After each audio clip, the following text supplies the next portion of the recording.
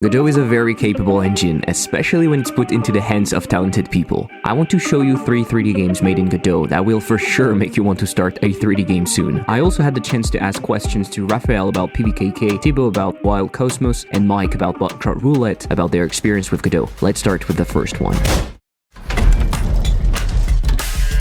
PVKK, which stands for Planet and I'm not going to try to pronounce that, is the next game from Bits. After their successful pixel art Dome Keeper, they moved to 3D with this game, where you operate a planetary defense cannon to ward off an invasion. You operate the cannon from a bunker, where you interact with cool retro tech buttons and dials. The atmosphere is amazing, and the room is full of beautiful details. They're really putting a lot of effort into making each thing feel great to the eyes, but also to interact with. You can see a great effort on texturing and lighting, and this elevates the feel of the game so much. I think the public reception is a good indication that they're doing something right. People seem to be incredibly excited about the game, and looking at the follower count on Steam, we can estimate around 250,000 wishlists. Pretty impressive. Attention.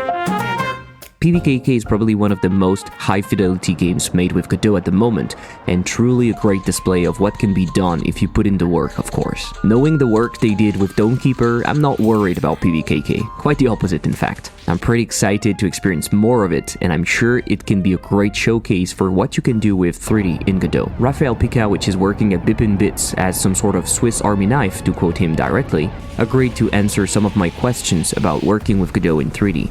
Let's hear what he has to say. Bits worked on a 2D game, Dome Keeper, before PVKK. How was the transition to 3D? People often get the impression that 2D is more mature than 3D in Godot. Is that something you feel too? I have worked before in 3D projects, so it wasn't particularly challenging. Rene did not work on a 3D project before, so we had to find ways to collaborate in a way that is efficient and fast, as he also didn't plan on focusing on the 3D parts of the project too much. Dome Keeper was a Godot 3 project, and of course an X.5 version of something is more mature than an X.1 version in most aspects. In Dome Keeper, a lot of things were more stable and working, and the engine overall is just a bit faster. In regard to 2D and 3D, that is certainly true too, but 3D is also just a much more complex topic. You're working on a pretty high-fidelity 3D game. Have you encountered any hurdles? On the contrary, anything that works surprisingly well? Having good tools to look under the hood when it comes to optimizing performance is something that Godot is not perfect in. As a developer working in Godot, you are torn between "I can't believe this feature exists" and "I can't believe that feature doesn't exist." A couple of features are not there yet. Drawable textures, stencils, true multipass shaders are a couple that come to my mind from the rendering side. But also features like interface traits are yet not there. This requires a bit of creativity. Hot reloading is as useful in 3D as it is in 2D. You are working in a team. Is it easy to collaborate when using Godot? Anything specific about the 3D workflow? Can you think of things that could be improved? We started on the project with 2 people and quickly transferred to 3. That was Rene, who is the director and also doing a ton of game design and programming, Torbjörn, which is working on audio design, and myself as the Swiss Army knife, doing programming, 3D stuff and modeling, game design, etc. The team grew quite a bit. At the moment we are 6 people working on the project. It's pretty easy to collaborate in Godot, especially with a good communication. We try to avoid working in the same scene if possible to avoid merge conflicts. If we work on the same scene, it's often easy to separate certain parts into a new scene to, again, avoid merge conflicts. The way Godot is working a lot of times binds the programming to the scene tree structure. That is something to keep in mind. But to my feeling, we manage everything pretty well, so that's not a challenge so far. In your opinion, what's the biggest thing that could prevent bigger actors to start using Godot for their 3D games? Apart from a couple of features that the core team is already aware of, I can't really think of any big roadblocks. A topic we often talk about at the moment is how in general quality of some aspects of the editor degraded compared to 3.5. Issues with auto-completion, back-forward navigation in the code editor, slow renaming moving files, control clicking on things taking you to the wrong position on the docs. Small pains that just make it a worse experience are what hurts us the most.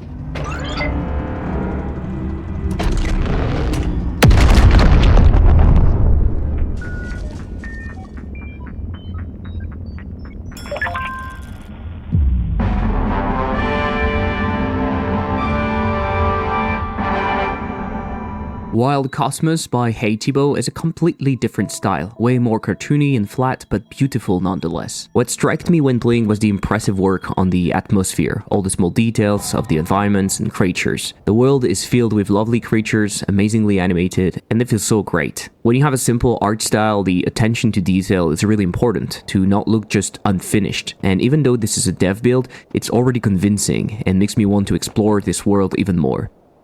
Thibaud does a lot of 3D animation and VFX, and it really shows here. You've probably seen some of his work for GD Quest, and it's always excellent. Of course, the elephant in the room is this gravity mechanic that probably reminds you of Mario Galaxy. It works surprisingly well, and after a minute or two to let your brain adapt to it, you feel at ease and you start playing with it as if it was completely natural. The mechanic is well executed and feels responsive without feeling janky. The feeling you get when you're on a small asteroid moving and you see the whole world floating around you is incredibly cool. I also love the fact that you can see things in the distance. It reminds me of the latest Zelda games where you see interesting things and you just want to go there and explore. It's really cool to see Thibaud work on his own game, and I hope people will be as excited as I am. Right now he's working towards a demo, so be prepared and go wishlist the game on Steam.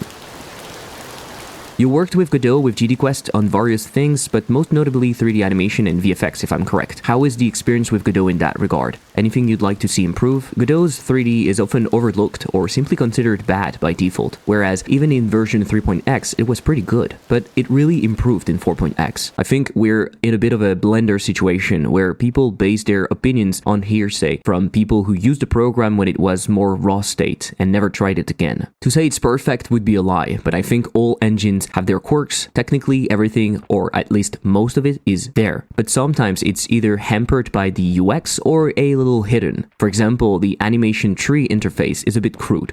You can't copy paste things, which slows down iteration, and the feedback I've had from new users is that it's confusing. But again, it is to be expected. It's not possible to have every feature polished overnight, and I know Godot is improving greatly each version. You're working on a 3D adventure platformer set in space, on tiny planets. What's your experience with this game as a solo dev? Is there anything particularly good and bad with Godot 3D? Workflow, VFX, etc.? When you make games that break away from the preconceived idea of gravity points down in 3D, there are a lot of little problems you start to notice. For example, the snap objects to the floor no longer works, as the floor can be in any direction. Another example is that most terrain editors are designed to work with height maps, which is not compatible with spherical terrain. So you kind of have to make your own solution. But this sorts of things is to be expected. You can't build a tool that adapts to every conceivable situation. Fortunately, Godot is highly scriptable, so creating tools for specific situations is pretty easy. So I've never been blocked by a limitation on this kind. Speaking of tools, check out my latest video where I show you all of the different tools you can make inside of Godot. I use a very simple visual direction for the game, with most geometries sharing the same basic custom shader, which allows me to create something consistent quickly, so it's not the hardest part. Godot is really good in this respect because rendering settings aren't too complex. As with just one environment node, you can adjust a bunch of parameters. What's the state of Godot in the animation VFX world? Is it lacking in resources compared to other engines? Is there a killer feature that's missing for a wider adoption? Frankly, I don't do anything revolutionary animation-wise in the engine, so for the most part, everything's there. I make most of my models in Blender and animate them manually and plug everything into Godot. Godot will be overtaken by other engines like Unreal, which have specific features that would require insane R&D and resources to build. An example, animating realistic humans with metahuman or similar large-scale functionalities. For example, at Godot scale, I'm really excited about the new skeleton modifier 3D system from Tokage, and all of the other improvements to come. I could list here everything that is being worked on shown on the Godot's website priorities section, and in general, it's really amazing to follow Godot's evolution and learn new things as it improves.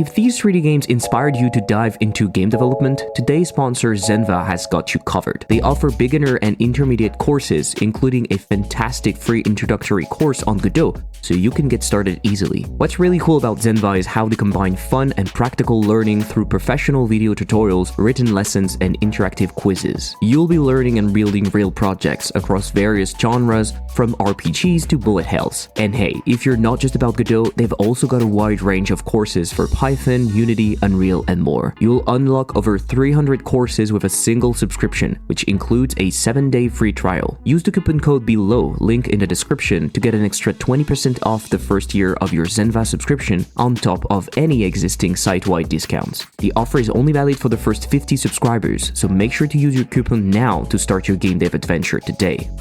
To finish this showcase, I wanted to talk about Buckshot Roulette, a game I personally enjoyed a lot. You've probably heard about it, and if not, let me pitch it to you quite simply. What if you played Russian roulette with a shotgun? Of course, there's more to it than just that, but I'll let you discover. We have something completely different than PVKK and Stranded, with a dark, retro, pixelated, dithered ambience that really makes you uneasy from the start. The whole game sets place mostly in one pretty dark room, but the lighting, camera work, and sound effects really draw you in this weird, tense atmosphere. This shows you that you don't need realistic assets to make the player feel something, and that the artistic intention is much more important. You might be tempted to think that what you see is simple, but it requires a lot of effort to construct a good environment, especially in a small room like that, where players can really look at every details, even though the camera is not free. All the animations are relatively simple, but well executed and super effective. I don't know if it was made on purpose, but limiting the interactions to predefined actions is super clever for indie devs. This allows to focus all of your effort on what is going to be seen, and of course, make sure that the interactions that are available works well. You won't have players jumping everywhere trying to break out of bounds and destroy everything. 3D games are a lot of work, and I think this is a great way of limiting your scope, not only on the length of the game, but also the way people interact with it, and it's very clever. This also serves the game quite well, as you feel forced to play and you can't really do anything else. It shows you're not really in control.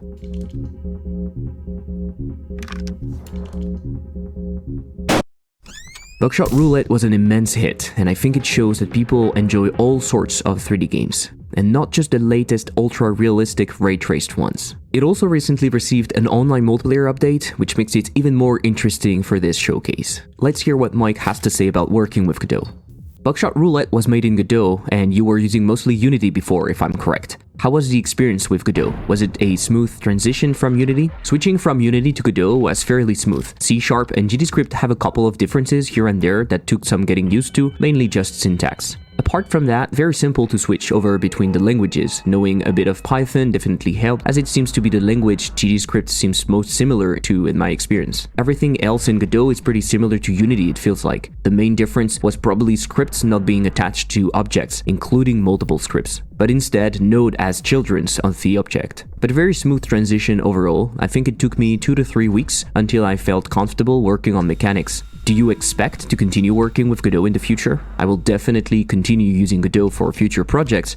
I don't see any reason to switch back to Unity. What were the best and worst aspects of doing a 3D game in Godot? The animation player in Godot is extremely powerful. It's honestly amazing. Basically, any variable attached to any object or node in the scene can be animated, and it makes implementing certain features very efficient. On top of the fact that the UI for the animation player is very comfortable and quick to use. This was such a good tool coming from Unity. I don't even remember what the animation player was like there, but I can tell you it's nothing compared to what Godot has. The worst part of 3D in Godot has to be the shader compilation, the file system, and Vulkan incompatibility on older devices. When Buckshot Roulette released, there were hundreds of reports, although a small amount compared to the rest of the player base, of the game crashing on startup, and large lag spikes on first playthrough. Both of these issues essentially had no fix. For Vulkan incompatibility, the only thing I could do was either switch to the far inferior OpenGL pipeline or send links to player in case they didn't have the right drivers installed. In most cases, installing drivers was also not a solution. Shader compilation lag spikes have a few hacky fixes here and there, like the shotgun firing by itself at the start of the game so the shader can be cached. Looks like in 4.4 there is a PR that will fix it for good though. Shader compilation stutters on first playthroughs are rather terrible from a development standpoint, but in most cases it is a small annoyance for players. Vulkan affects a small player base as most people don't run computers that are a decade old. The biggest issue I had has to be the file system and how animation paths are referenced. Multiple times throughout the development of multiplayer, I accidentally dragged the root directory of multiplayer into another random folder. This would crash the editor, and upon opening it, all the references in every script, as well as the nodes, animation keyframes, materials, shaders, scripts were all missing, essentially rendering the entire project in an unfixable state, as if it was nuked. Usually this meant I lost 2 to 4 hours of work, depending on when I last pushed to Git. But it has made me basically never move or rename directories, just because of how unstable it is. Throughout the initial release development, animation keyframes were missing at random time for a certain animation for a reason I still don't understand, and so those animations had to be remade. Again, something that could balloon to over an hour of work due to the act of doing basically nothing. Apart from these rare yet big issues though, development was very nice. You recently ported the game to online multiplayer. How difficult was it? Did you use the built-in networking solution or something else? For multiplayer, I did not end up using the built-in networking solution. I think at the start of development, I glanced over the Godot Steam documentation and saw that during that time, the way multiplayer nodes communicated with the Steam SDK was not in a production-ready state. So I figured it would be best if I did not risk using Godot's built-in multiplayer nodes with Godot Steam. If Buckshot had a small player base, I might have messed up around with it, but I did not want to risk using a tool for a pretty anticipated feature, especially one that was still in an unstable state. It seems like that's no longer the case though, and it seems to work well. Buckshot Roulette is a relatively simple turn-based game. I essentially got around networking by writing my own packets and sending them accordingly. I organized the protocol in a sheet that contained packets, their authority, correct data, and their types, and used Godot Steam's packet compression to send them to the correct Steam ID through the Steam SDK. Clients would send requests to the host, which would be checked and sent back to the players. At first glance, this seems like an extremely hacky solution that would balloon into spaghetti nightmare, but ended up being a rather organized and neat backend where I knew exactly what type of data was being sent under specific rules. Once the framework for this was done, it was fairly simple to build on top of and to synchronize mechanics.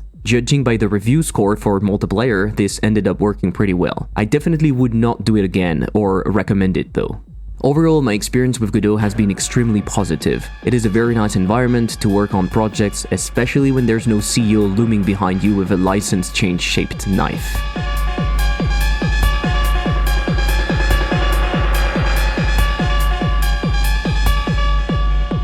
This video was made possible by supporters on Patreon. If you want to help me make more videos like these, you can support me on Patreon. Thanks. I think these games show again that Godot is clearly capable of 3D, and what matters is the competence of the devs working on the games more than the tool itself. Godot 4 is constantly being updated with a lot of focus on the 3D aspect, and I think it just keeps getting better. I know it's not perfect, and there are a lot of aspects that still require some work, especially in the lighting department. But again, these games show you it's definitely possible to make beautiful 3D games with Godot right now. I'd love to know what you think, so tell us in the comments your opinion, and don't hesitate to share any 3D game you think deserves a spotlight. Thanks again to Raffaele, Thibaud and Mike for taking the time to answer my questions, and thanks to Zenva for sponsoring part of the video. I'll see you in the next one. Bye!